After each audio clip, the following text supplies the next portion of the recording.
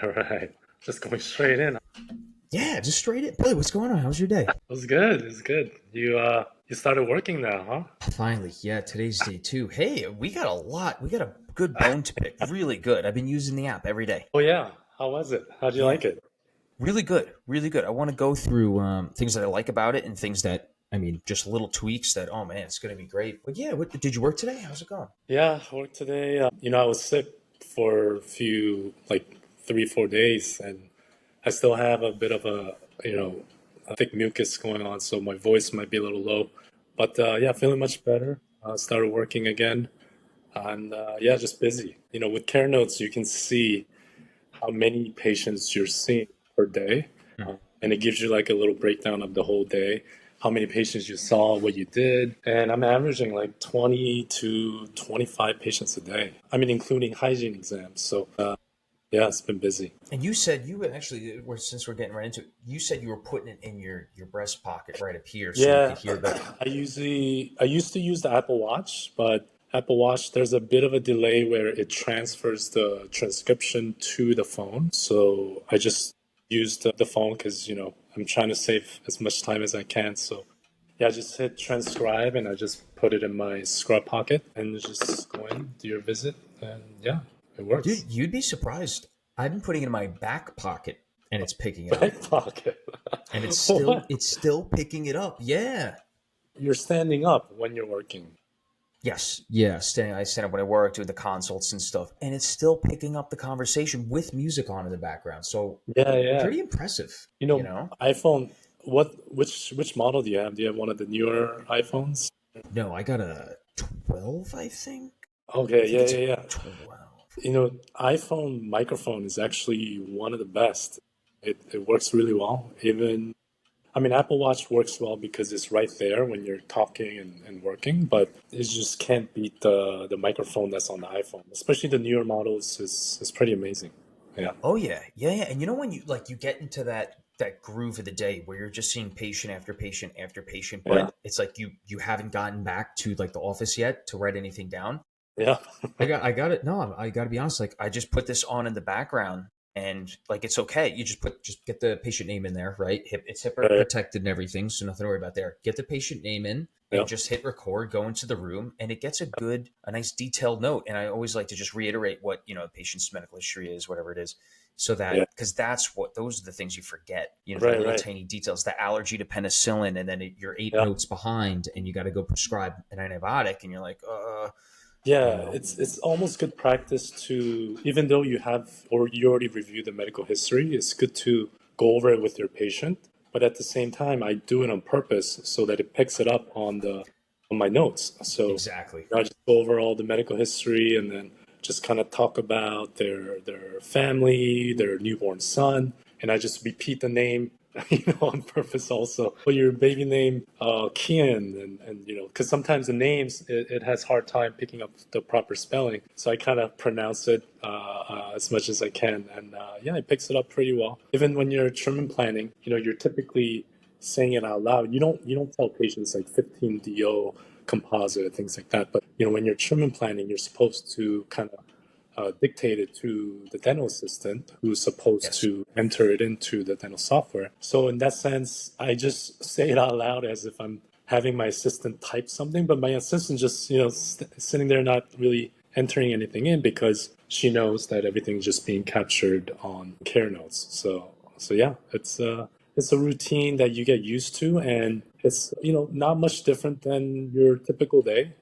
I don't know how you used to write your notes back at Bellevue or at NYU, but do you used to kind of type up at the end of the day or in between patients? I prefer in between patients. I really Yeah, prefer it that way. So that's why it's great to have care notes in the background. Because if I yeah, am running through patients, also the last couple of days, I've been sharing a desk and a computer, like sharing. There's only one desk, one computer in mm, the office while they're like moving some things around as I start. mm, So, like, yeah, I'll go 10 patients without being able to sit down and get a note in. And that's not how I train. That's not how I'm used to doing things.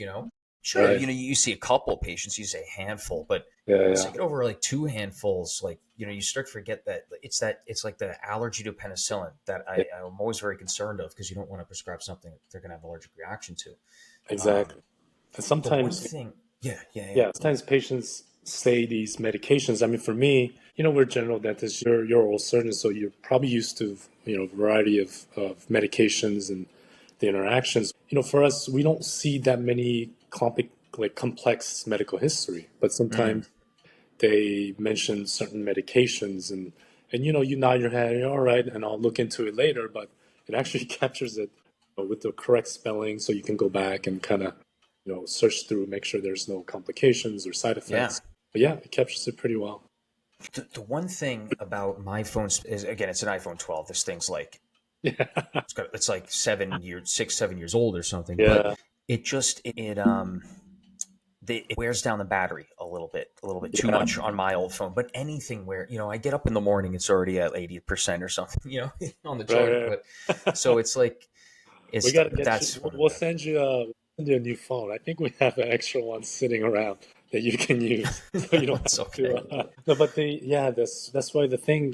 What we're trying to do is trying to have. That was a bit of a challenge for my co-founders developing side, where we wanted to make sure users with older phones are able to still utilize the powerful AI and the technology. Obviously, certain old phones, iPhone has certain limitations. So Yeah. iOS, if the app is taking up too much memory and power, sometimes you'll just shut it down. So you can imagine when you think you have your notes already kind of on the phone and you walk out of the appointment and you look and the phone crash or the app, if the recording's lost, that's the worst feeling. And which I've, dealt with in the developing stage. So we tried our best to make sure that many different phones can be still used, like the older models. So Right. there's Right. workarounds where you can turn off real-time transcribing so that it adds a little bit of a delay on the processing and generating the note, but it actually takes up less power, less battery, and Yeah. it's crash proof. I don't know if you ever got that message where it might have said, hey, do you want to turn off real-time transcribing because your phone is overheating or taking up too much memory. So you might notice that if you're stressing out the phone. So that's been a good workaround to making sure that it's crash proof and that the doctors Ah. don't lose their notes. Yeah, so Yeah. there's a Yeah. lot That's a of good point. challenges that we had to deal with. Obviously, it's my first time dealing with developing an app, but there's definitely so much technology built into this app. You would think it's just a simple app, but there's a lot that went into it where it would cut costs and it would let us be able to release this as a free option. Otherwise, the typical easy route is you send the transcription out into the cloud and back and forth. Everything's done online so that the power is used on cloud and not on the phone, on the device. There's two reasons why we did that is because we wanted everything to be local so that it's secure, so that there's no data going back and forth into the cloud. Yeah. So that's one reason why we kept everything in the phone done locally so that nothing's being hacked or things very secure. And then another reason is so that it saves costs. There's no operating costs if everything is done on the phone. Obviously, we don't have to pay for these tokens or having a cloud memory space. So I don't know the exact details of it, but if we were to run it on cloud, we would have to charge the users a certain amount of subscription. Right. That's we designed it purposefully, with all that in mind, thinking that we want to give this technology to as many doctors as possible. And only way to do it is you got to reduce all the friction of doctors adapting a new technology. That's the reason why we went with the phone, the mobile device, instead of setting up Bluetooth microphone in each operatory or having a desktop base, because then you gotta set a microphone and everything's tied to the desk. Right. So our Right. goal was to free doctors away from the desktop, being able to do everything on the phone. Like, for example, if I'm on my way home on the subway, I can review my notes and finish on the way home instead of Right. in my office for about 20, 30 minutes, whether it's reviewing notes or reviewing tomorrow's schedule, all that could be done on the phone. So, obviously that has to be integrated with the dental software, but at least the free version allows you to use it and still kind of just easily copy paste the notes into whatever dental software you're using. Oh yeah, and it's going to be super easy, super swift to get that once it is integrated. All it is just waiting for the integration. This is going to be great. Yeah, the next step is going to be fantastic. But hey, I just wanted to just to backpedal really quickly. Yeah, yeah, I we would just we jumped right into care I notes, know, right? which is excellent. But I want to introduce you a little bit. So Yeah, you're Dr. Billy first met doing general dentistry in Manhattan first, yeah. also Upper East Side. Correct. Correct me if I'm wrong. Right. Well, we met at well, very Well, we first met time at Bellevue. Yeah. at Yeah. Bellevue. Yeah. Yeah, I was attending there for I was going in once a week. I did my residency at Bellevue, and I think you might have been first year It oral was first surgery. year. Yeah. Yeah. Yeah. So you were rotating through Bellevue, and I was attending there. And, we would come in the morning, and there would be lines of emergency patients that just walked in. And I would have to, they asked me to kind of triage the patients and see who's true emergency. And if they are, delegate to oral surgery, or if it's something like a re-cement, and, obviously we would send the patient to our GPR side. So I was, doing the triage, and I see you walk in for the first time, and I'm friendly with all the residents, and I guess this must have been July. So you're coming in, or it might have been your first day at Bellevue, and I see this big guy, just coming in. I'm like, oh, whoa, who's this guy? I never met this one. And yeah, we chatted a little bit about the emergency patient, and yeah, you were super nice. You were ready to just take over, and I just had that good impression of you. And yeah, usually because the old surgeons there, the residents are always tired and a little cranky, and Oh, they don't want to deal you with met me a lot. right before I was tired. Must have been fresh first year, yeah. That's But right. That's right. yeah, that's where I remember you from. And then I, obviously I wasn't too active on Instagram, so I didn't see all your content or any Yes.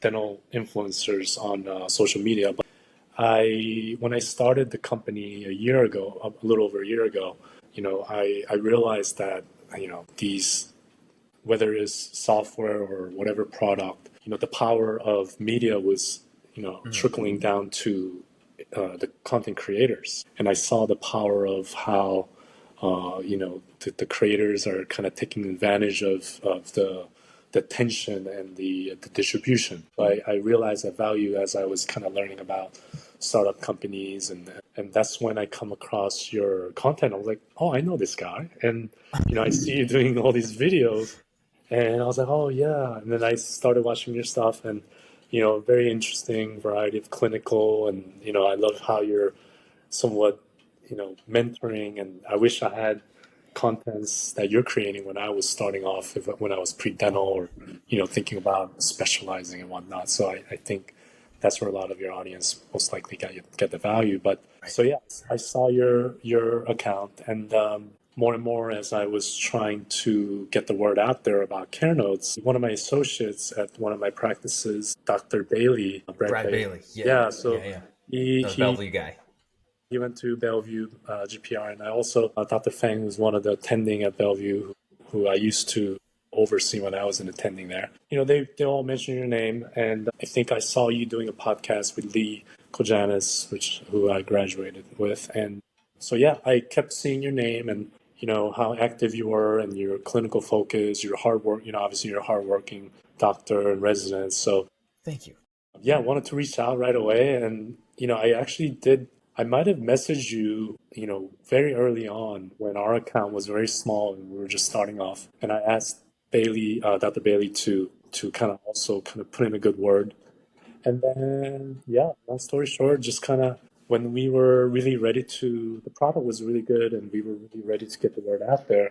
That's when we again reached out and talked about possible collaborations. And then, you love, obviously you have that entrepreneurship mindset, and you're really into technology. And obviously AI is the new trend that we all We missed. need it. Yeah. Yeah, yeah. So when technology, there's certain waves that come through in our lifetime, and obviously we missed the internet boom, and that tech waves. I've always been into technology and how it improves our life, and when AI was up and coming, that's when I wanted to really commit. And yeah, you and I just connected. We were talking about how AI can really, benefit us and benefit dentistry, and how it can really give the power and control back to, solo practicing doctors, Oh yeah. instead of, depending on private equities and big DSO groups, which,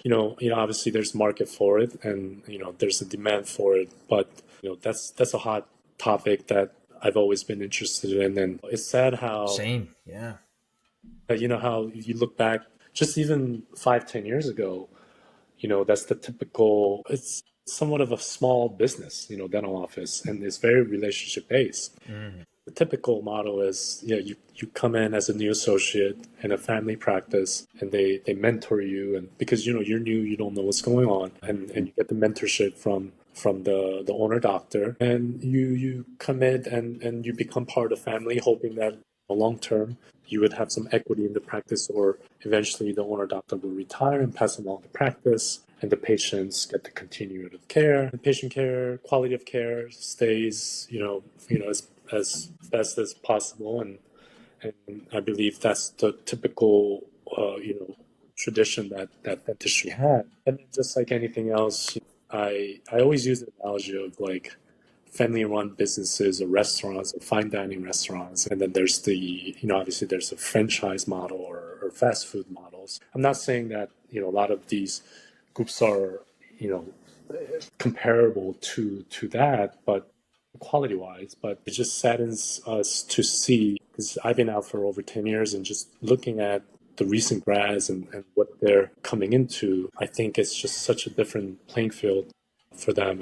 And it saddens me to see that we're losing that core value, and the relationship based care, in a way. Because Yeah. yeah, The how you patient feel side of it. about that? Because you're just starting off, and obviously you're an oral surgeon, so it is a little different, where specialty practices are built on also relationship with general practitioner and so forth. But Right. there's many oral surgery, groups are coming out now, and DSOs are really, oral surgery practices are very attractive. I feel like to DSOs. So, They are. I'm sure when you were looking for your position, there were a lot of DSO, opportunities out there, whether it's, all on six type of practices, or, Yeah, so like clear choice and stuff. Yeah. Yeah. The DSOs, and I mean, just to shed some light on it. Yeah, the DSOs. It's for a short term, a very high floor, but a mhm, low ceiling, because you're never going to get equity in those practices. Just for listeners, real quick. right. Right. So you get a very high floor, right? You're going to start out making a good amount of money. They're going to feed you patients and stuff. They might even give you a sign on bonus. You have a lot of loans to start paying off. So, they lock you in, but then it's tough to get out, right? And that ceiling is generally lower because you're not going to get equity. When you go to finally retire one day, or to move on to your next chapter in life, you're not going to have that nest egg that you're sitting on. It's going to be entirely based off of that income, right? You're not going to have anything to sell. Hmm. And to round out that point, that income that you're getting from private equity, or if you're an associate, you're taxed 50% of that. So you're only making 50%. And that's after if you're getting whatever 30s or 40% from the practice. Whereas versus private practice, if you can work your way into ownership, you have that nest egg when you're retiring and move on to the next chapter. Also, you have skin in the game. So you might not get the highest salary fresh out, but if you can guarantee yourself in the contract that there is partnership opportunity, that there is some bargaining, there's some, apprenticeship, and you get brought onto the cycle, into the practice, then, the percentage of what you make for every procedure you do, or the patients you see, every surgery that you do, the percentage is higher. So the ceiling is higher long term. So just that's for listeners really quickly, just one example. And Yeah. there's different opportunities on both sides, whether it be private practice, whether it be DSO, corporate. But generally, that's one example of it. And I just wanted to go back real quick, Yeah. Yeah. Billy, to Bellevue real quick. That because I mean, you and I both know this, but for listeners, at Bellevue, that the urgent care, what we would call it, patients would start lining up for that at 6:30 in the morning. Clinic Yeah. can start till 9 or 10 some Right. days, right? So when you're triaging there for hours. You need all the help you can get. These patients are yelling and screaming. They're trying to cut the line. They're yelling at each other. And Some I of don't them are blame coming in with weapons. you. Yeah. Yeah. Yeah. Oh, it actually is crazy. Yeah. One guy was getting arrested in the hallway one day when I was an intern. that was after you. That was like a few months after you left. Oh my Yeah. god, yeah. But No, but yeah, the yeah. so yeah, so just going back to, how I kind of started. Yeah, the I was fortunate to, back when I was, I graduated back in 2014 at NYU and then went to Bellevue GPR program, which was amazing. One of the best programs, I believe, at the time. We had an amazing director, and I think the program changed a lot over the years, but when we were there, it was amazing and ton Were you of. with Estrada, or was he after No, you, before? I was actually attending when Estrada was a resident.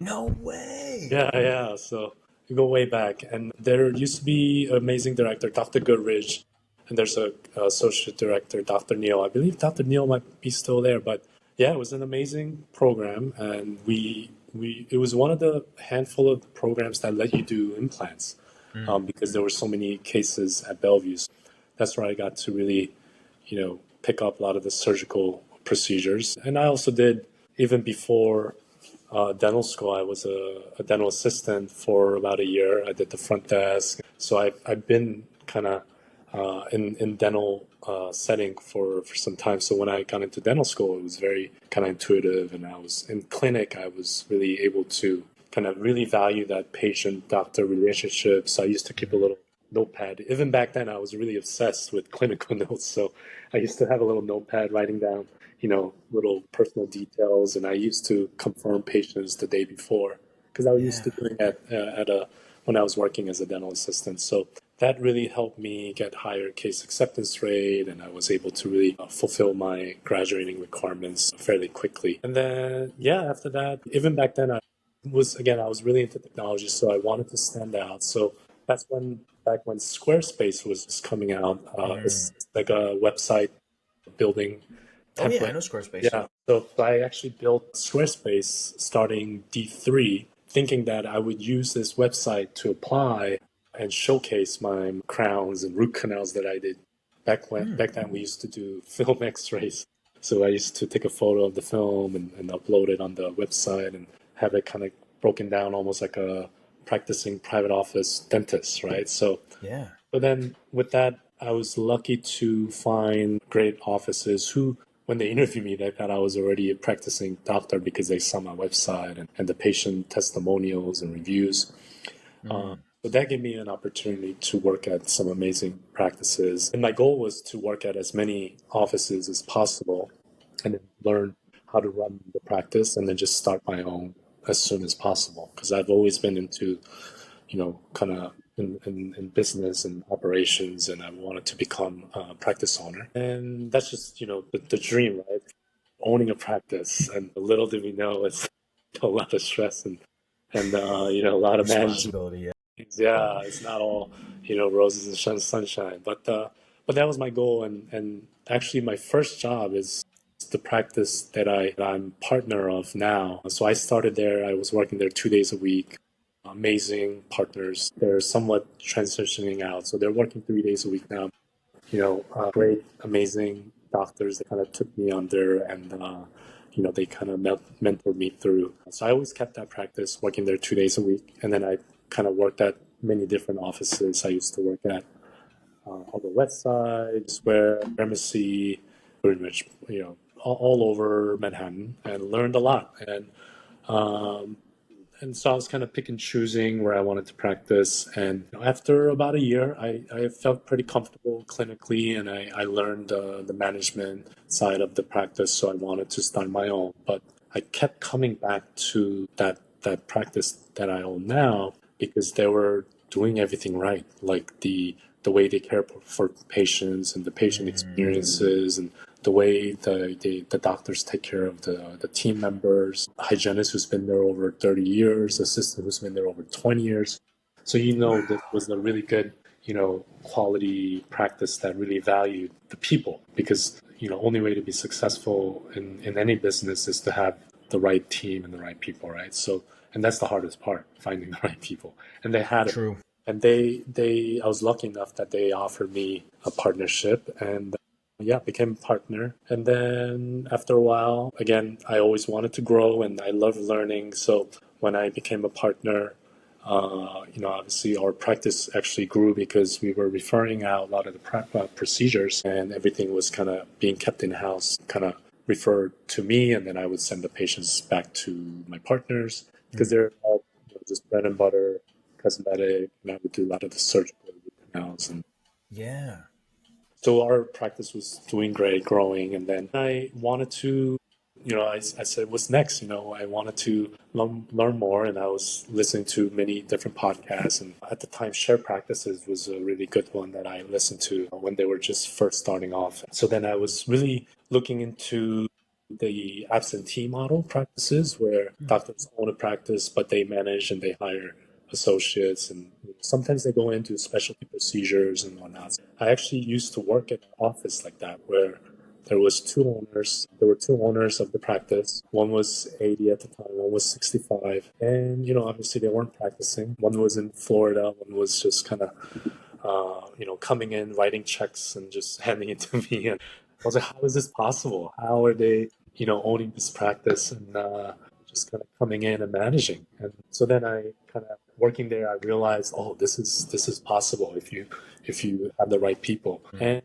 yeah, I kept reaching out to them, and obviously they had no reason to sell because they just managed, and that was it, very easy. So, but COVID happened, and then after COVID, they didn't want to deal with the recovery. So again, just having the luck I had, I just reached out to them, and they said, "Yeah, we're ready to sell, and we don't want to deal with recovery."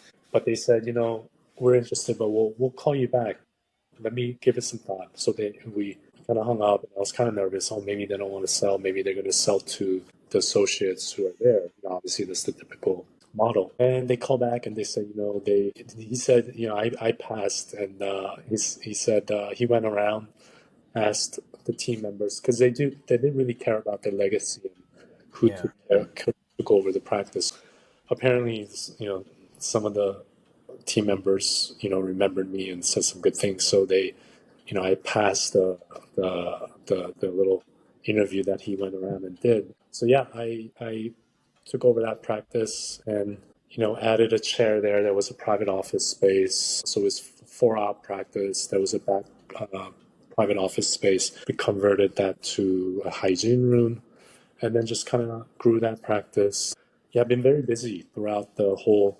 And all this happened in the span of 5 to 6 years. I became a partner, worked in multiple practices, and I acquired this other office. That's done on my own. And then while my main practice is, we're 10-op practice, and we had 6 doctors. Now we have about 5 doctors. And yeah, the second practice, I don't practice there, and my dream was to set up this office and make it a very family-like environment where something that you don't really see in Manhattan, where Right. it's just like a small town vibe, like environment. This practice is in Upper West Side on 79th Street. Got That area is very family oriented, it. and the Right. patient's been coming in for years. I always told my team that let's make this a place where we want to come to work. If I left, for whatever reason, this office, I wanted this place to be the dream office, and I kept telling him, I hate office drama. Let's. That's the best way to practice, is to have fun, enjoy each other's company, and take good care of the patient. So I kept that culture going, and now it's very remote, and I have a great, amazing office manager there, and associates who are amazing, and we do meetings, and we talk about Yeah. how we can keep that quality going.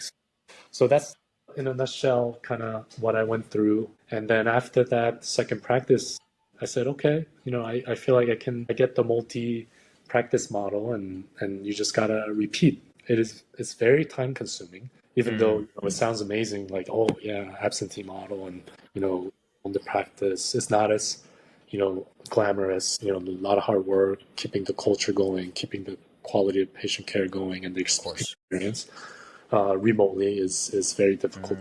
So then, I knew third, fourth, fifth practice was just matter of time, and you're just training time. And I was kind of asking around, what should I do? Like the older doctors who already have multiple practices. I talked to, you know, doctors who have just one practice for their whole career. So I was asking around trying to figure out my next move. And yeah, that's when I really kind of got obsessed with AI and tech companies and startups, and I just did a deep dive, kind of like what we did.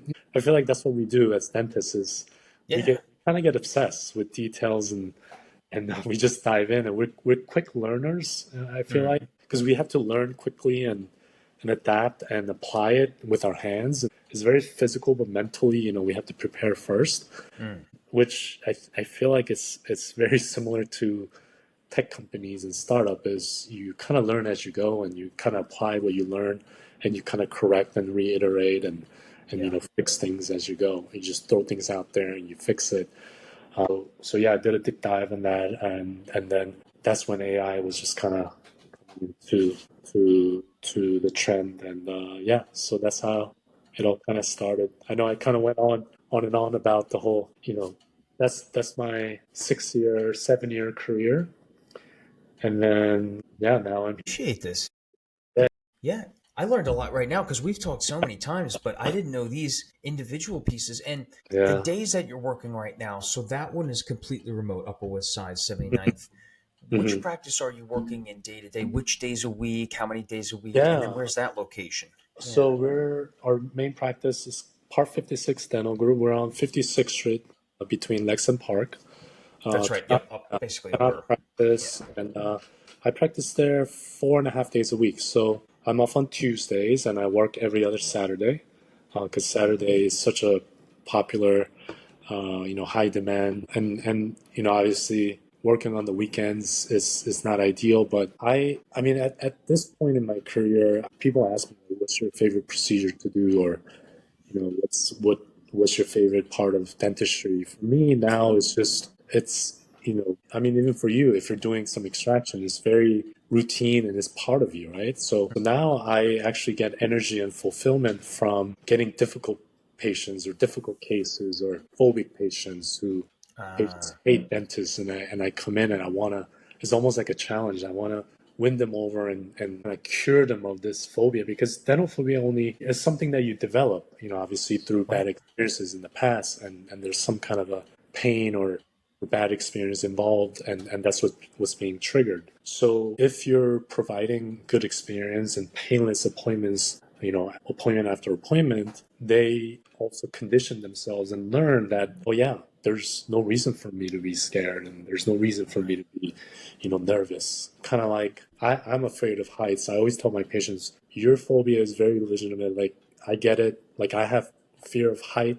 I know I'm not going to fall down, but when I'm like even seventh floor high and looking down, I get chills and I want to run away from the edge because, Me just the too. thought of it, right? Yeah.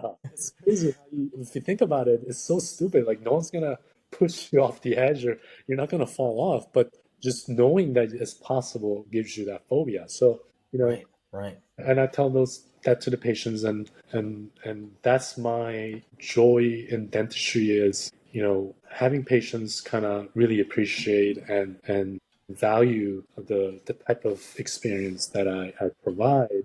That's Mm, where I really get energy, and because dentistry is not easy, and I'm true. literally running room to room, handling 3, 4 hygienists, throughout the day as I'm doing these procedures. It's not easy to manage, but while you're staying busy providing those type of quality of experience, Mm, being efficient, that's what gives me energy, gets me going. So, and that's why I'm so obsessed with this note part or being efficient with AI and how it can make our day easier, is so that I can be more efficient and see more patients and touch more lives throughout the day. So right. that's Right. that's my drive, and that's how this all kind of started.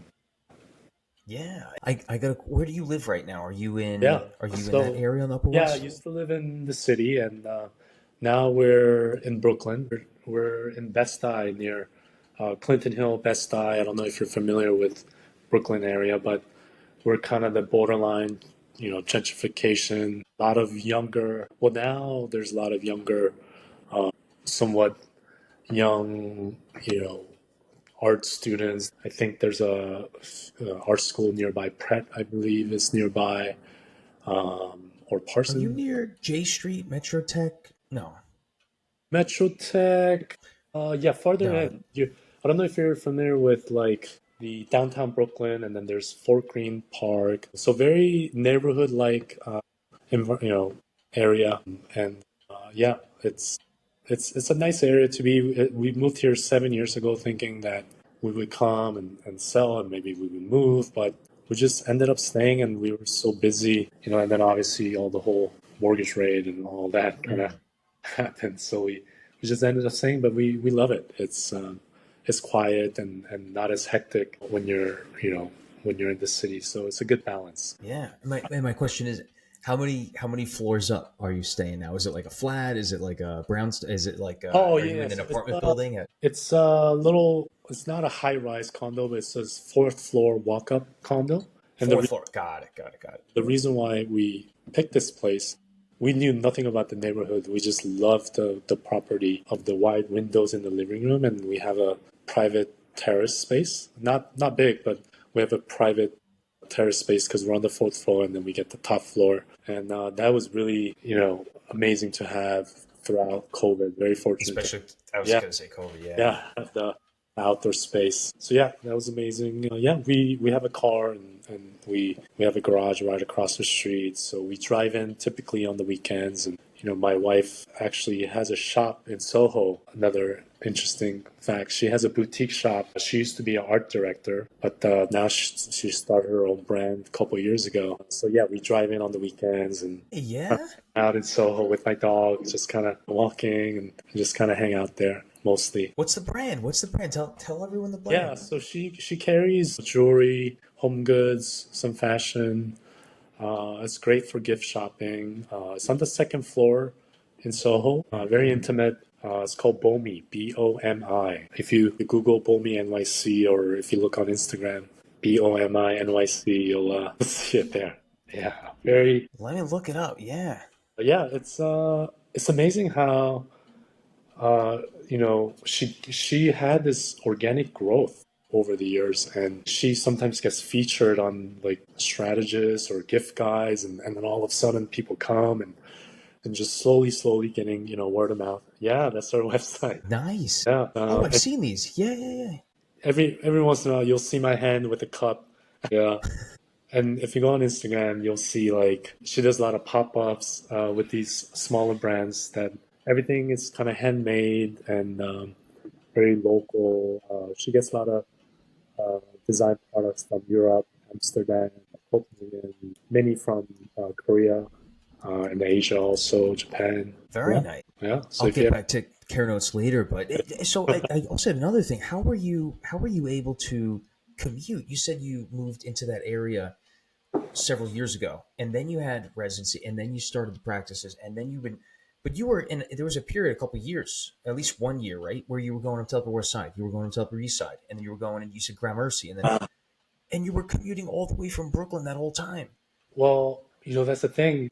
I take the G train, so my door-to-door commute to my main practice, 56 Lexington Park, is actually 35 to 40 minutes, which isn't too bad at all. And my first patient is 7:30, so I usually leave. I like to be early at the office, kind of at least try to be there at least 10, 15 minutes earlier to kind of, get settled and be ready. So I always leave about an hour before my first patient. I usually get up 2 hours before I leave the door. So this is something I started doing when,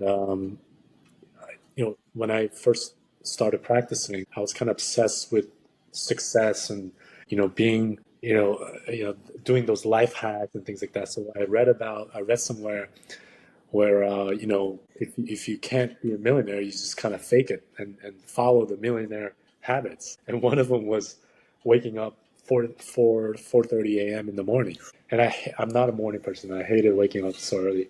And I get creative at night, kind of like this. Like we're talking Mm. at 10 p.m. here, but that's my usual time. Is I'm a night owl, so I kind of force myself to be a morning person. So I started doing that, yeah, almost 10 years ago when I first started practicing there. And yeah, it kind of stuck since. And when you get up 4:30 in the morning, it's very quiet, peaceful. There's no distractions, and you don't get all these alerts on your phone. So you're able to sit down and really catch up on your emails and reply, take time to kind of think and kind of organize your thoughts, or listen to podcasts or YouTube. I'm always consuming like educational content online, but that's what I do. I want to be awake before I see my first patient. So that's something I started doing in a way for patient care. And then it just kind of stuck ever since. And now it's Yeah. getting more and more difficult because with startup, every minute waking hour, you're just constantly working. There's no chill on Netflix. There's always something to do. Like even before this call, I was on a call with my partner talking about our marketing strategy and how we can get the word out there and what's Yeah. the next step for us. So it's just constant, work. A lot of dentists talk about burnout and you're just starting off, so you'll probably start to feel it soon. And I'm pretty sure you probably felt it in residency also. Would For you say sure. you were pretty burnt out before you even started making real money? Unfortunately, yeah, yeah, it's an interesting feeling because it's you haven't even started yet. But yeah, yeah, yeah. Yeah, and then you have in the back of your mind, you have all these loans, and so there's a lot of pressure. But burnout, I realized is at some point you're burnt out because you may not be as passionate about what you're doing right then and there at the moment. So, meaning when I first started working and, doing implants for the first time, it was hard, a lot of training, like, a lot of learning. But at the time, it was very joyful, and you're very happy, and nothing would phase you. You're tired, but you want to get up, and you're ready for the next surgery. Or even in dental school, when you're doing a class one prep, you're like, oh my God, I'm doing a filling, class one, Yeah. class two, slap preps. And, you're really enjoying it. And then eventually, it becomes routine, and then you slowly kind of want new things. And I feel like that's just human nature. And that's how I felt. Whenever I felt burnout, I feel like I was just getting too comfortable. And then I wanted to learn something new. It was always about learning, I feel like, and applying it. And that's what I enjoy the most. So with doing a startup, the amazing thing about it is I'm working so many hours, more than I've ever, worked before, but I'm not burnt out at all, and I'm obsessed. It's almost like when I don't know if you're into video games. When StarCraft was really popular, or Diablo, or Counter Strike. Like all you think about is the game, and you want to just Mm. wake up and play the game. Like, the moment you wake up, you turn the computer, you log in, and you start playing. It's like the same thing. You're so obsessed with it, and you're enjoying it, you're having fun, that there's no real burnout. But physically, I'm actually feeling it now, and I think that's one of the reasons why I was sick, that bad when last week, because I was getting 3-4 hours of sleep a night for a very long time, and I knew Ooh. how important sleep was, and mentally also it wasn't. I could feel like I was losing a lot of the memories, and That's not good though. That's too much. Billy, you there? Looks like it's frozen. Can you hear me? Hello? Hello? Hello? Are you there? I'm texting you. I'm texting you. I don't know if you can hear me or not. Screen froze. Try signing back in. Yeah, there you. Okay, okay. Hey, I was just letting you know. No, I purchased. This is like I've had oh this yeah, purchased for yeah, yeah. 2 years. Yeah. No, That's we have it's, the full. it's like those Zoom free version where you get kicked off after an hour. God, that was they were smart that they did that. It was Yeah. so annoying. That's how they get you. But yeah, that's my day to day now, is just really focusing on creating this value for Yeah. practicing doctors. And I feel like that's the biggest value and most rewarding thing is, yes, you're helping these patients. It's so rewarding, and it's so fulfilling. And now I get to help doctors who are doing that, on day-to-day basis, which is just blows my mind. Just with technology, I'm able to do that. Like, you probably felt it using CareNotes. Like, imagine now going back to days where you have to type up everything now. Like, you can't Mm. imagine it. There's no going back. It's kind of like internet, or before we had cell phones. You just can't imagine going back to it. So I feel like that's when I realized, especially in dentistry, the technology doesn't come to dental until, years later. Like it's not new for us. Everything is kind of going to medical, and the medical gets the best, best and the newest technology. And then eventually someone decides to go, oh, hey, dentist needs this too. And then they come in and charge us a ton of money and, develop something, right? So, and I always hate it. And that's our mission is. I was so lucky again, and I've been so fortunate throughout the whole career. I was so lucky that one of my close friend was an amazing, smartest AI scientist at Amazon, and he was leading the Alexa team.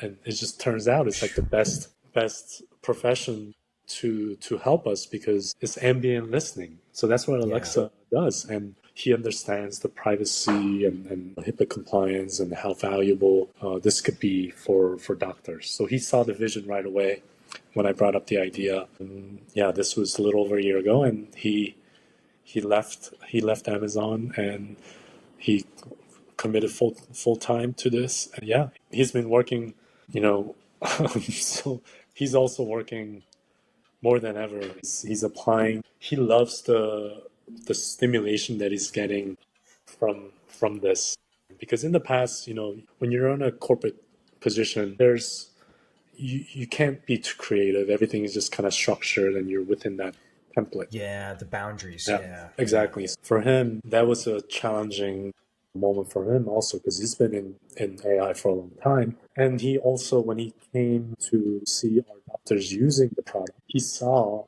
the difference that he was making firsthand. So that to him was such a fulfilling moment. Right. So him and I, our vision and our fulfillment out of CareNotes, it just kind of, exploded and just became this synergy to create something really valuable and practical and that can make a difference today, not something that you dream about or you put out a demo about, but we wanted to create something that AI can make a difference today instead of next year or down the road. Right. Yeah, so that's the reason why we started with clinical note automation. That was my biggest pain point because I was staying late at the office, and then the rest is just kind of slowly iterating and adding on more features. Yeah.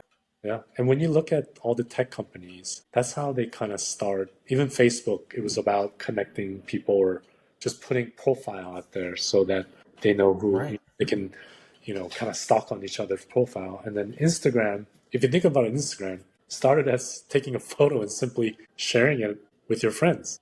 This is Right. such a simple product, a simple feature, and then it became a company. So that was what I was kind of studying about is a lot of these successful big tech companies started as a feature. So then what feature can we utilize now that can be improved with AI?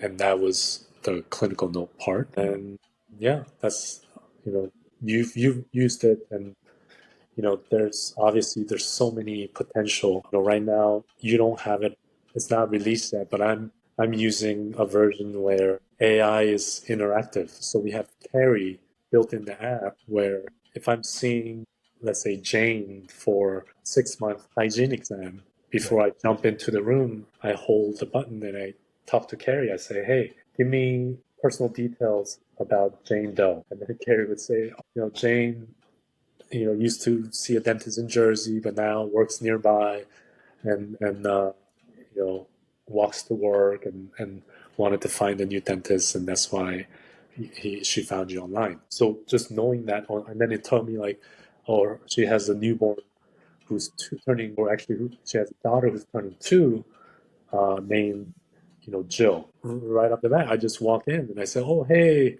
Jane, how you been? You just walked over, right? So convenient. How's baby Jill doing?" Just like that, immediate connection. And in Yeah. the past, I used to open up a chart, scroll up to the previous notes, and then read the note, and then At go. the computer, Yeah, right? You have to sit exactly. down. You have to Yeah, open I it would have to up. You have run to back to scroll through. I would have to run Exactly. back to my office, scroll through, and then when I'm running back, my front desk would grab me and say, "Oh, Dr. Choi, this patient called, asking me, can you send this prescription?" And I could just pull left and right, And then I have another hygienist is waiting for an exam. So, all this is just, it's such an amazing tool to have. And again, I just can't imagine practicing without it. And we're trying to Yeah. introduce these features in a way that is intuitive and even, not tech savvy boomer can just download and use, right? Right. So Right. that's our goal, and that's our day to day. That's all we think about. Is just obsessed about how can we improve, doctors, problem and save time, Right. which Right. in return, give more time and energy back to the provider. In return, have them give them more energy and time to spend with the patient. In Right. return, patients benefit and improves the whole quality of care. That's our goal. Yeah. Right, right, and I'm loving it too. I mean, I hope I'm texting you whenever I get an idea. I hope Yeah. if you need just I just think of something. I'm like I got to send this to Billy, and I type it up when I fire it off. I hope. I mean, No, I I love could it. definitely do that some other way. Put it in a note and then text you in the No, morning or in the evening.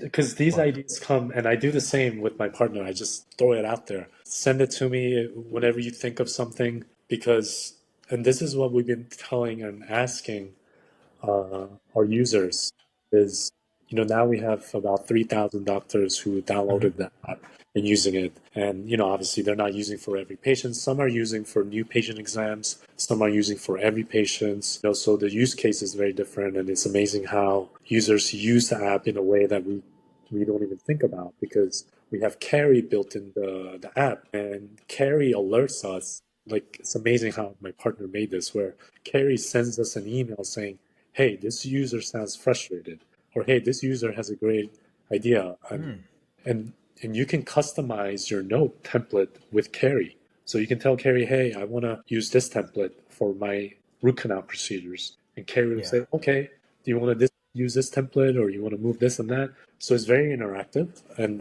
so we in the app we put in a feedback button where we're trying to get as many feedback from dentists as possible, because doctors, hygienists, we love all feedback. Even right, we have physical therapists or estheticians sending us feedback because they want, they're using it in their day to day. And those feedback are so valuable to us, because that's what all we're trying to do is make the app little better tweaks for here the or users. there.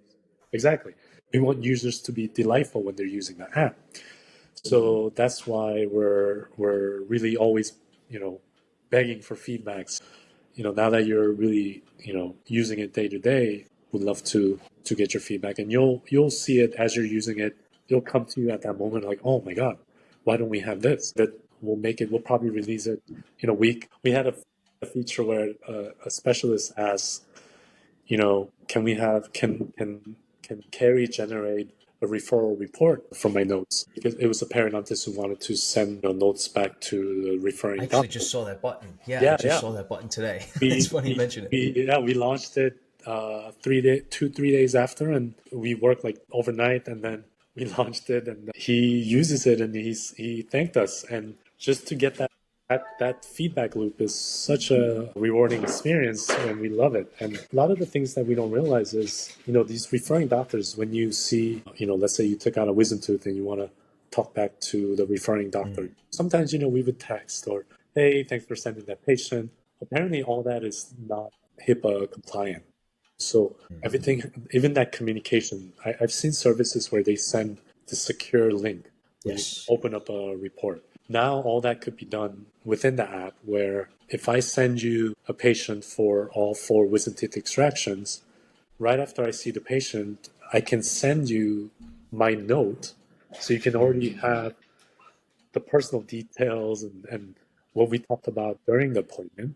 And then when patient come to see you, you already have my notes right then and there. So you don't have to call me. We right. don't have to play phone tag or text each other.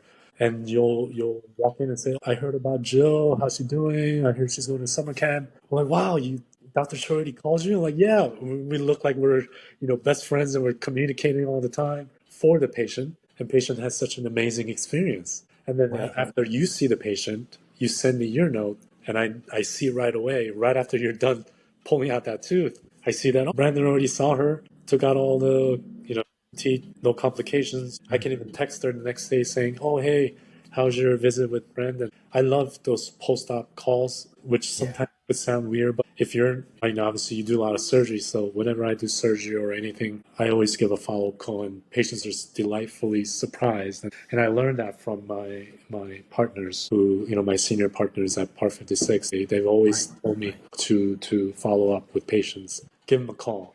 They'll appreciate it, and they'll send you patients and so Mm. forth. So, with that, you can imagine already the patient experience that It you improves. can have. Absolutely. So that referring communication, we developed it, and you'll get, it's almost like an Instagram feed page where you'll see my note and you can comment on the note, almost like commenting on a post. And then you can do a smiley face, you can raise your hand. So there's multiple features. We'll all kind of, we can connect and we can test it out, do some simulations. And that way it's easier for you to share with your referring doctors and say, hey, I'm using Right. CareNotes. Right. Can we communicate securely through the app? And that's our thought, is that this would organically spread throughout the network of doctors. So yeah. Oh yeah, oh yeah, and it will continue. Oh, yeah, Yeah. there's so many things I want to send you just from Yeah. 2 days of using it. I'm like, and all good things, and Yeah. I know you guys you're working tirelessly. So just to make it better and better. And like we talked about, is eventually, our limitations are really with integrations, or these legacy softwares who have kind of corporate deals and already ties with bigger DSO groups, and there's a lot of politics and a lot of control there. So eventually, I know we talked about it, but the vision is that we will have our AI agent as practice management software. So instead Right. of these legacy softwares, because all it is scheduling, insurance, patient information, it's a database. So, I always envision where, imagine like ChatGPT, like the front desk, member or treatment planning coordinator will have a Mm. box and say, hey, this patient needs this and that.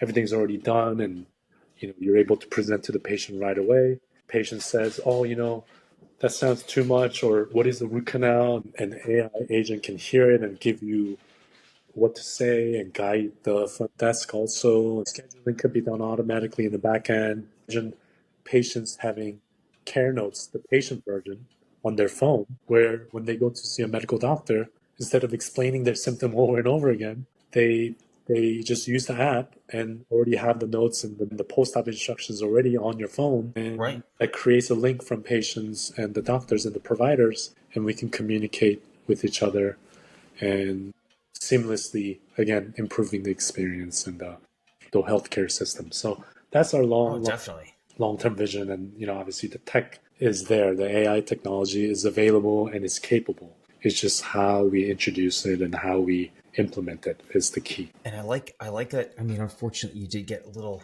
bit of a cold there, but I Mm. love how committed you are to the speed of getting these things, because Mhm. that's what the limiting factor is going to be. I have Yeah. to send you. There's another part. There's another company of Mhm. an AI model that is released for dentists as well. Mhm. I got to send it to you because Yeah. CareNotes is going to be able to do all of this at the same time, Mhm. depending potentially better too. Mhm. But the AI company and team that moves the fastest in all directions, because AI has the capabilities to do it, but do we have the capability to implement it and move with it and make the moves forward with it? That's Yes. it's going to be a both. It's going to be an everything, Yeah. right? Because the company that's going to purchase the AI model at the end of the day, just like when you purchase or say you start to work with a marketing company or a management company or a business company, you want the ones where it's like, oh, and I was just talking to someone, their marketing team does this. Can you do that? You want them to say, yes, of course we can do that. We've been doing that. We can do it this way or that way, right? You want them to say, yes, we can do it all. So that's another thing that I don't Yeah. even have to say it. I know you That's guys are doing that. that's where that's why we reached out to you for help, is we need to create a network of doctors who really care about what we're doing and how it can benefit us as providers. Because, like you said, it's a race. Any tech company, especially AI, is evolving so fast that, unless you're keeping up daily, you're already behind. So Hmm. we're moving very fast, and whatever that's new, we're already implementing. And the thing with that is we still want to grow at a fast pace, but we want to do it organically. We don't want to just do it Of course. for the sake of getting these bigger deals or getting many offices as signed up as possible. But we want the right people, right doctors on board so that we always keep saying that CareNotes is a product led, dentist led company instead of whether it's financial motive or whether it's, you know, to be the biggest company. That's not our, obviously all that has to be kept in the back of our mind because at the end of the day, we still need the capital to do all these things properly. But at the same time, yeah, we do need a great network of doctors who really value the product and who can really give us good feedback and guide the company for us. Yeah. Contribute. So that's the thing Right. is, that's our defensibility is yes, there's speed, which we have and we're working very fast, but our biggest defensibility would be network of doctors that we have. We already have Right. 3,000 doctors. We're already in their phones and we have them signed up, even though they may not be using it every day. They're already part of CareNotes. So now we're reaching out to, I've been cold messaging those content creators who I feel like they're hardworking dentists who would value having a tool like this for free and kind of evolve with the company. I've been just cold, messaging. I'll send you a whole list. Maybe you'll have better luck than I have. But yeah, that's our goal is to get some help from people who already have attention, who already have an audience of doctors like yourself, or even aspiring doctors or hygienists or any providers who are in Mm. healthcare that can really spread this word and really spread this enthusiasm of improving patient care from the bottom up. Yeah. That's where our focus is, end user, and that's why we're despite it being very challenging and difficult, what gets up, gives me energy to get up after 3 hours of sleep and just keep going. Yeah, yeah. So we'd love to get your expertise on how we can, spread the word and really be. We're trying to be the Nike of dentistry. We want to have that, you know, the branding and the vision of being the successful dentist. What does it mean to be Yeah. successful? What does it mean to provide the best care, best experience? And when you think of that, we want people to think of CareNotes AI. So Yeah. that's our goal. It's a very it's a big aspiration, but we gotta aim high and hopefully we dream big and we get there. 100%. Oh yeah, and you're doing it. We're doing it. Yeah, We yeah, got yeah. this. Definitely would love to. Yeah, I would love to pick your brains, and so glad you're on board. And would Me love too. to. I'm so glad you reached out. I mean, I'm humbled by all this, but I'm also excited. I'm so Yeah, excited. And I just got three more names. I mean, I mentioned two. I think I mentioned two of them. I gotta yeah, yeah, mention yeah. them to you. I'll text you after. But yeah, we gotta get you in touch with a couple people Yeah. from the marketing. The marketing. I mean, we talked about that already. I'm pretty Mhm. pumped about that. But I just had an IT guy that you need to talk to because he does this guy Mhm. does like office revamping centered on the IT and then Mhm. more. And we want to be the heart of the IT. CareNotes needs to be the heart of Yeah, IT, right? exactly. So yeah, It's almost it's hard to imagine, even for me. Knowing what's possible. Sometimes knowing the limitations of AI, it also kind of is double-edged sword. It doesn't give me the creativity of thinking outside the box.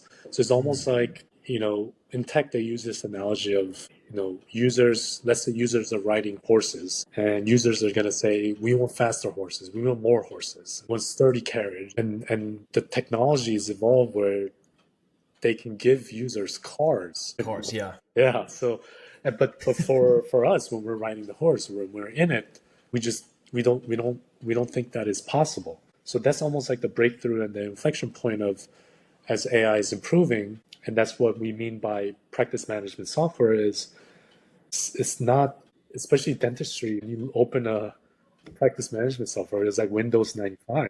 It's such a outdated technology in a way, and there's right. new amazing companies coming out. I think there's many cloud-based ones that have amazing features, but at the same time, it's why is it that we don't have these technologies that we're able to use right off the bat? Why is it that we have to go through demos and why do we have to set up all these microphones and all that? We just need to get Right. it, just kind of start using and see the experience so that doctors can see, oh wow, we can do this. This is possible. Because without seeing even a slight possibility of what he can do, we just can't imagine it. And we don't have time to set up demos, and we're busy taking care of patients. So that's Right. our goal. Yeah. Yeah. Oh yeah. Hey, this is the beginning too, and we're gonna have more Yeah. episodes in the future. Yeah. Don't Yeah. think that this is There's yeah. there's so much to cover, and I try to get it in as many as possible during this short period of time. But but yeah, it's just so much to cover, so many possibilities, so many ideas, and even there's other great companies already coming up. Guys taking phone calls, making scheduling. Obviously there's companies that read X-rays for us. Mhm. All that, it's really helping dentists. I'm glad at least we are in a way getting technology much faster than what we used to get in the past. That adaptation in dentistry with new technology, I improved, and I'm really glad that more and more people are paying close attention to dentistry because with AI, it's all about solving boring, repetitive, tasks, and there's a lot of it in dentistry, whether it's Yeah. insurance billing and whatnot. So And outdated too. A lot is outdated, yes, right? yeah, yeah.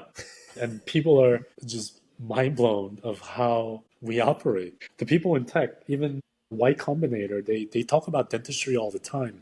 When I listen to their podcast, Y Combinator is, I don't know if you're familiar, but they work with startup companies and that they help grow and they always talk about how with AI you can have startup company go to dentistry and have them work, one day as a front desk or insurance coordinator and see how much improvements that you can do just by developing something with AI and giving the solution such valuable solution. So Right. there's definitely a ton of interest in healthcare in general, and I think the possibilities are endless, and I think we could do it right. There's many companies that kind of have different motives and certainly you hear a lot of stories about OpenAI, Yeah. this AGI and the intelligence that can fall into bad hands or use it a certain way. I think it's the same in healthcare. We have to really be careful of just with any new technology, we have to be careful how we use it and how Right. we develop it, and who better to guide us than providers themselves, right? The Yeah, most ethical, the only ones that are taking oaths for yeah. patient care. Yeah, I agree. So yeah, it's a journey, and excited to be part of it, and looking forward to hopefully with this, once we get some content out there, many will see and hear about CareNotes and have some interest, and maybe it'll spark some interest for them to download it, and because it's free to use. It's just amazing how there's so many things that we can say to the doctors, so many great things about the app, but it's just that's why I think content creators in general have so much power and say in what general public gets exposed to. Right. You think of like broadcasting companies back in the day and Super Bowl ads and these commercials, all that power, all that curation is now trickle down to creators like yourself. And we were talking about this, how for me, even to just be on, in public like this is not, something that I'm natural at and I hate doing. But even seeing patients, I remember when I first started seeing patients, I'm a shy person in general. I grew up, in Korea. I came to United States as an immigrant and didn't speak English. I was just in shy. Just in general, I'm a shy personality. I had to kind of overcome it with practice, even with patients. For me, going in talking to them was the challenge Yeah. for me to talk to them and look them in the eye and you know carry a conversation and that of course improve over time. And now it's just second, it's just Second nature. Yeah.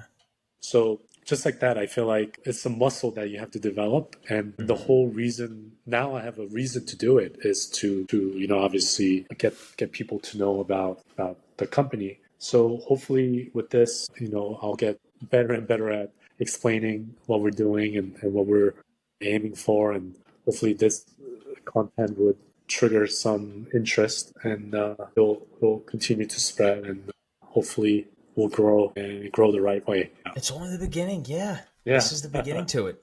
it's exciting. Absolutely. Yeah. Think of how far you've come. You were saying starting shy and then coming Yeah. into being able to, eye contact and holding, second nature now. You're not even thinking twice about it. Mhm. And pretty soon, same thing. Same thing with AI app. Same thing with CareNotes. Pretty Yeah. soon, second nature. Oh Right. yeah. That's the goal, and that's what I study and I learn about. And yeah, it's fun. Learning really, I think dentists, again, in general, we love learning. And that's why we go to all these CE courses and study clubs, and that's why you specialize, because you wanted to learn more about the oral surgery. And now obviously you'll learn different things like managing patients, managing your time, your schedule, and providing the private office experience, working with assistants and front desk, how you can motivate and encourage them to do better Right. for patients and work with you. All that, when I started, it was such a learning experience and I loved it. And, just learning that leadership, because you, as a doctor, you are a leader of the practice. You are the leader in that room. And that is another skill that I'm obviously still learning and implementing. So yeah, it's all very exciting. A lot to cover. I mean, there's so much to talk about, so many dental stories. Obviously we focused on AI, but in dentistry too, I've said I've gone through within 5 years, I've gone through one dentist can go through in their whole career, selling, buying practice, teaching, retiring, or not retiring, but you know what I mean. It's almost like having an absentee practice. You go through that experience, and being I was part of a startup practice. Like so much that I learned along the way. That even dealing with DSOs, I have some affiliations with DSOs, so I can talk about that as well. So hopefully, if your audience isn't into AI, as we do these conversations, hopefully we can also add value in how all the way from pre-dental to all the way to mid-career to retirement even. It's a good point. Yeah, That's a yeah. good point. You'd make a great mentor with the amount of experience and insight that you have from all the practices, Right. the transitions.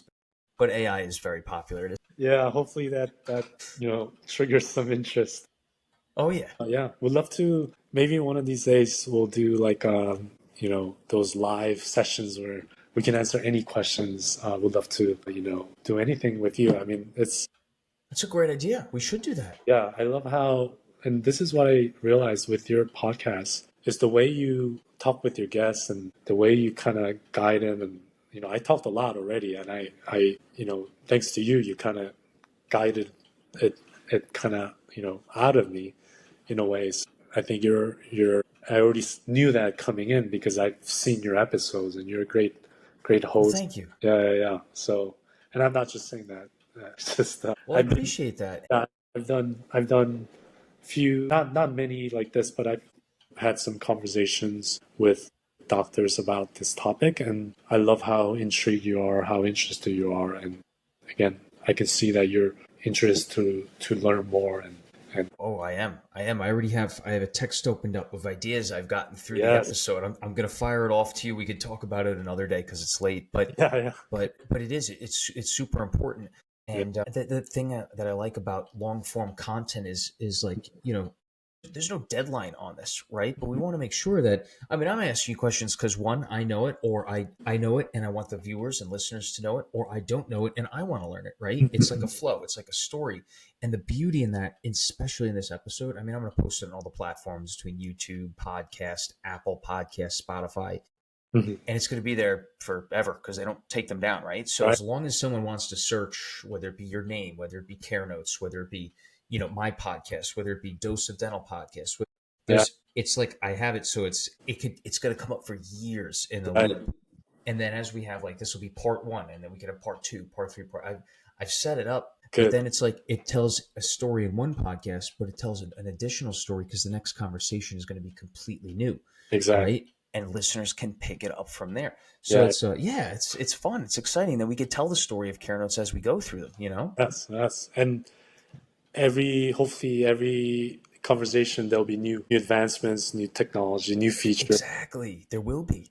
Oh yeah, there will be for sure. Yes, yes. There's already so many that I didn't talk about that hopefully users can just download it and experience it themselves. But yeah, with the Apple Watch, now I think the Android version is almost like a beta version. So we wanted to get that out there as quickly as possible. It's not as good as the iPhone version, but at least it has the basic function. Hopefully we're just still waiting on Play Store to release it. It might even be up now. I don't know. If you search CareNotes, it might pop up, and then then we have to maybe we can talk about it in these conversations about which direction we should go, because we're still trying to decide: do we build the Carry 2.0 agent to replace PMS, or do we add different features, and is that long term? Yeah. There's definitely is evolving day to day. So we'd love to have you involved in the conversation, and more doctors who's interested. Even if we post something, if they comment, that would be helpful also. Even just for anyone to just comment on our post, that would be Yeah. helpful, just like a feedback, and that would guide us. And if they're really interested, I'm open to connect with anyone and discuss. And obviously I love talking about this, and I'm very passionate about applying the AI. So yeah, we'd love to keep the conversation going. You working tomorrow? 100%.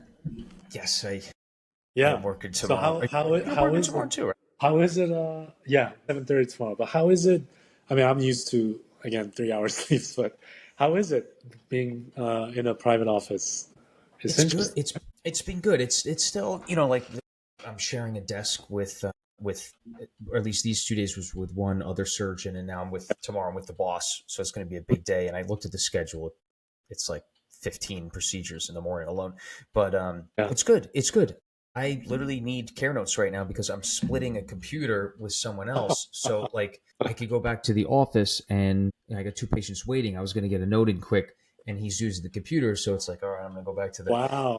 and no, he's awesome too. He's so Yeah. nice about it. I feel terrible for sitting down at the computer because I know he's been there for a year and he's seeing more people than I am. So it's Mm, like, and in fact, I told him about CareNotes today. I'm gonna yeah. send Yeah. it to him.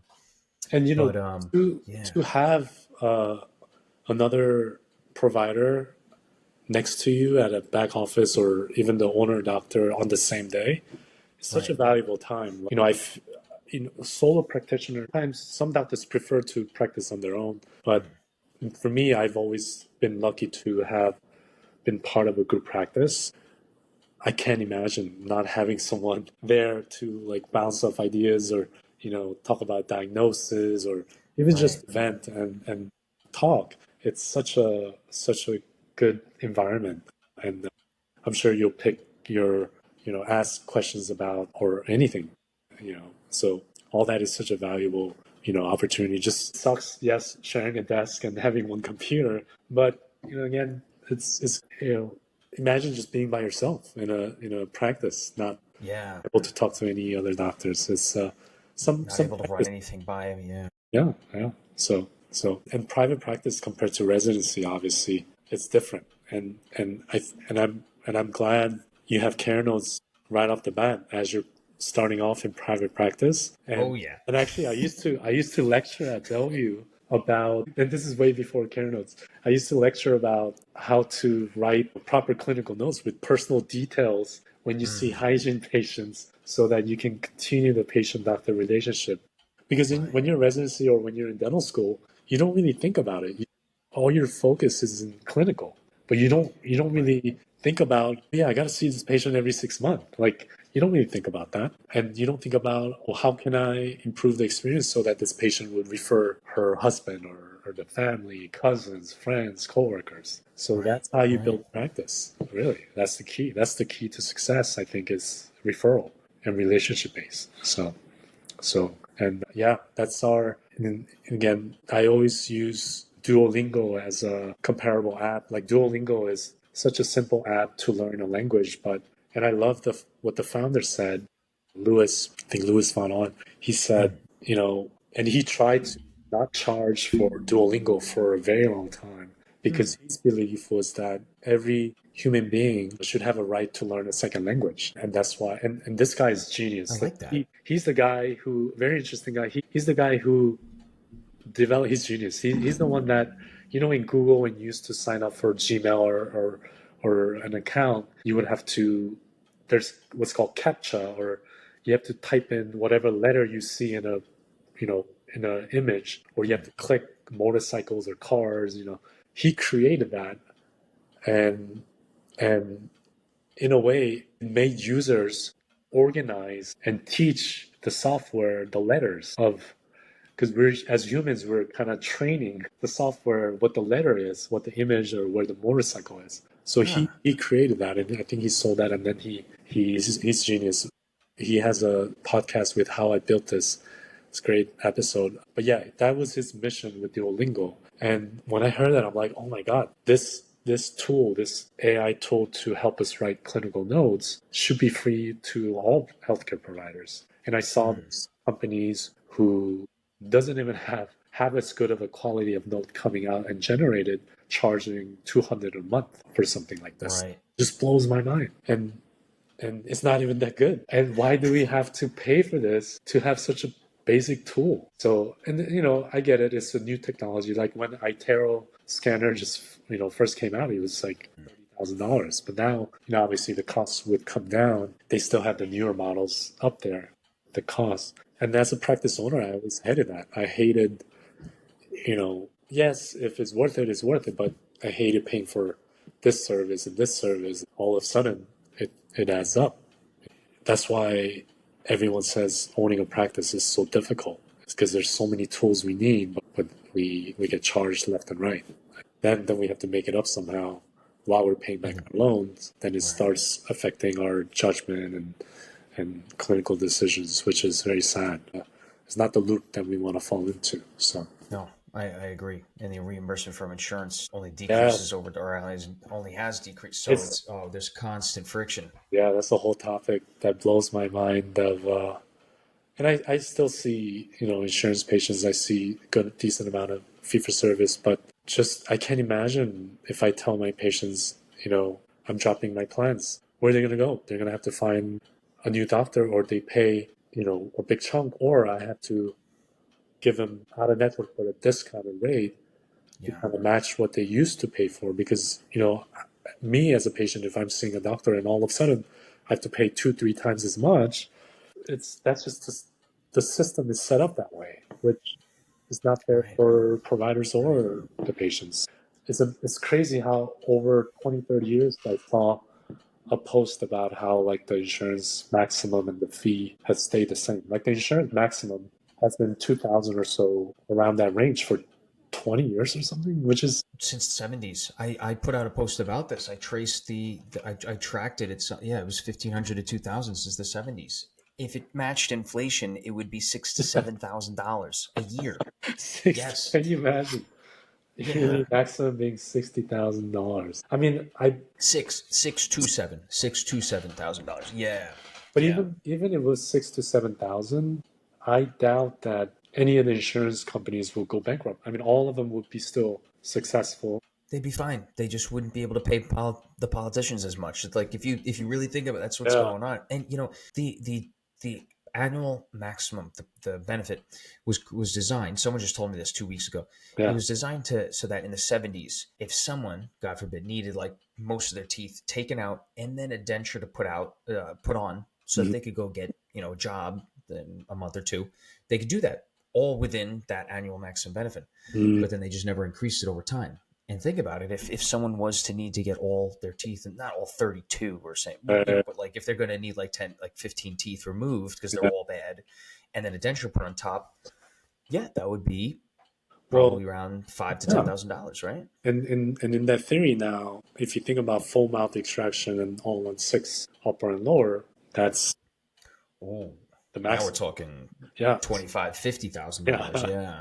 Yeah, if insurance follow that theory, that would be the maximum. But unfortunately, the reality is it is what it is. And Yeah. unfortunately, unless we can, that's why I love the network of doctors coming together, Me too. and that's why I also envision with CareNotes is DSOs and private equities are taking advantage of this buying power. They have group of offices, and that's why I think they love oral surgery practices because their implant costs all of a sudden drops like I don't know 50% or so, At least, and yeah. their profit margin and EBITDA goes up significantly just by buying that practice and tying it all together. So we're even thinking about creating a Care Notes community within the app where if there's certain supply that we use all the time, I don't know, a typical etch or bonding agent, composite, and we get many doctors to say, oh, yeah, I use that product. I want to buy on the next cycle.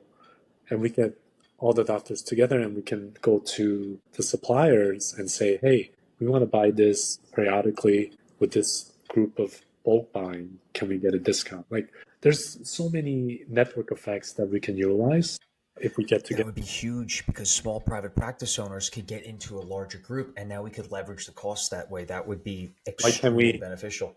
we have the same benefit as the big groups are doing is because it's hard to get everyone together and no one's really tried. And I think when doctors are in day-to-day operations trying to run their practice and seeing patients, Right. they can't think about these things again, going They from can't. riding horses to a car to electric car, self-driving car. Right. It's just you just can't think of it. Right. If this discussion sparks some kind of a possibility, that's what it's all about. It's just Oh, it is. uh, Yeah. And just running on that thought, because we do think on the same wavelength, and I love coming free first. You get the yeah, feedback, you build it to where it can be, and then the add-ons can be sold subscription based later, potentially if you sell it in bulk, because it can be implemented into the software that you're yeah. currently using for management. But on that same topic, I Mhm. do think that insurance is the root cause of a lot of the problems that healthcare is facing right now, and I don't see it getting better. I do think that the solution of it is to create a new insurance company. Mhm. And I actually, this is a can of worms we can open for another day, but I just wanted to point out you were saying creating a group, a community, a network of doctors on care notes within there to allow that leverage for the buying power of composite materials, Yeah, alginate, implants, whatever it may be. It would also be interesting if within that community, because my goal one day, 10, 20 years from now, is to create an insurance company where we could actually have all the money that goes into the pot, the patients that buy the insurance, hmm it goes back, it actually reinvests in their care, unlike what's going on right now with hmm insurance companies, right? We use AI. This is the whole preface of it. We use AI to limit the administrative costs that all these insurance companies have, right? AI could easily take out 90% or more of those costs. And now, literally 90% or more of whatever patients pay for, they get back or more, right? And the way we do it is by taking that feedback from every dentist and say, oh, you feel that this should be covered? Excellent. Let's get on a call. Tell me why. Show me why. And we yeah, determine if we should, and then we could put it in like the code book, the rule book, whatever, on this date, using this provider's advice. And now it recruits providers together to exactly. make the improvements in the insurance company together. And the way it will work, I actually create an algorithm. I'll show it to you. I used AI to create the algorithm, but we bring it down to geographic location. Mhm. And I don't know, just long Mm. story short, it would actually encourage providers to go into and work for less fortunate, less Ah, underrepresented yeah, yeah, communities, yeah. because the wealth distribution, it'll be based on the wealth in the area, but then also divided by how many providers there are in the area. Mm. So, like dentistry, there's like this conversation going on with dental therapists. Like Yeah, this will allow yes, people in underrepresented. That won't work. If you look at what CRNAs did, you got CRNAs working in the city now. So it was made to go get people access to anesthesia out in the middle of, like, I don't know, Idaho. mm. And it works to an extent. But now you have CRNAs taking anesthesiologist positions in like the middle of Manhattan. I've seen it. That's what's Mhm. going on. That's what will happen with dental therapists if they make them able to do certain fillings and stuff. The way you get it done is incentivizing providers to go out into the areas. What's the best way to do that? Financial incentives.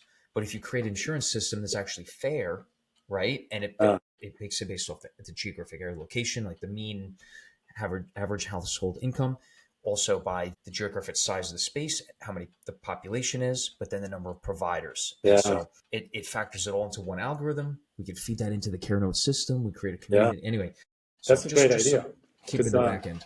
yeah, there's so many underserved populations, and that would again give incentive for providers like maybe a younger recent grad that are willing to, maybe compromise their lifestyle and go to these underserved areas and really provide the care there, and then maybe they like it there or they move on, but at least yeah, it Right. brings them into those areas. And yeah, that's like I'm just thinking like I used to do these dental mission trips out in Oaxaca, Yeah. and imagine there's a ton of incentive to go out there up in the mountains and provide care.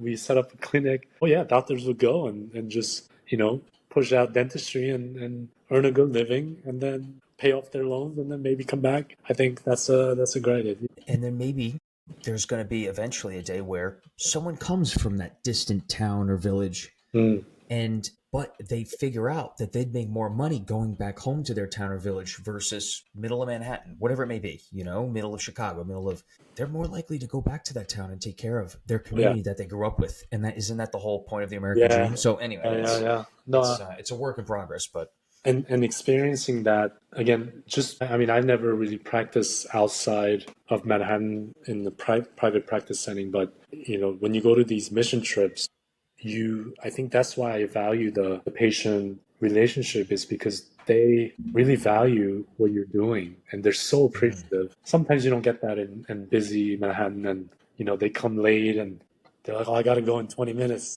do it quick. Like, sometimes you get that every now and then, and I'm just part of their life, this little piece of dentistry, mm, and not as appreciative as if I was practicing back home where I'm from, a small town in Washington State. It's a big difference, and some it's doctors give and take. rather Yeah.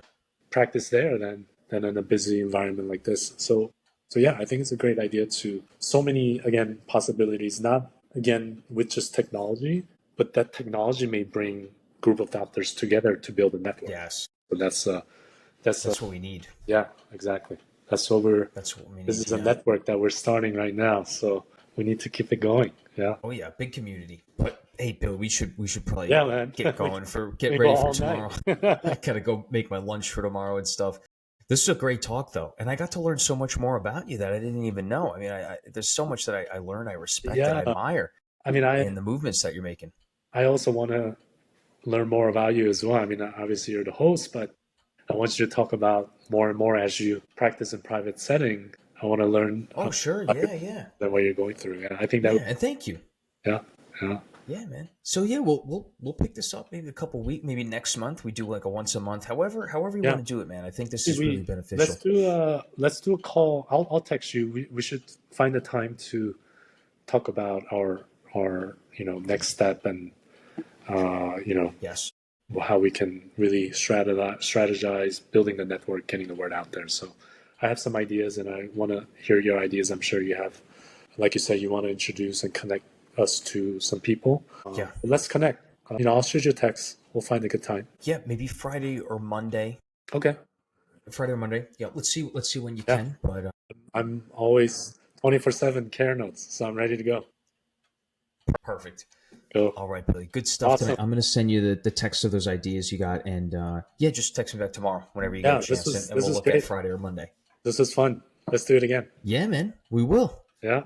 All right. All right. You And have a good night. Okay. yeah. Good night. Get some good rest. Yeah. You too. You Yeah. too. Bye. All right.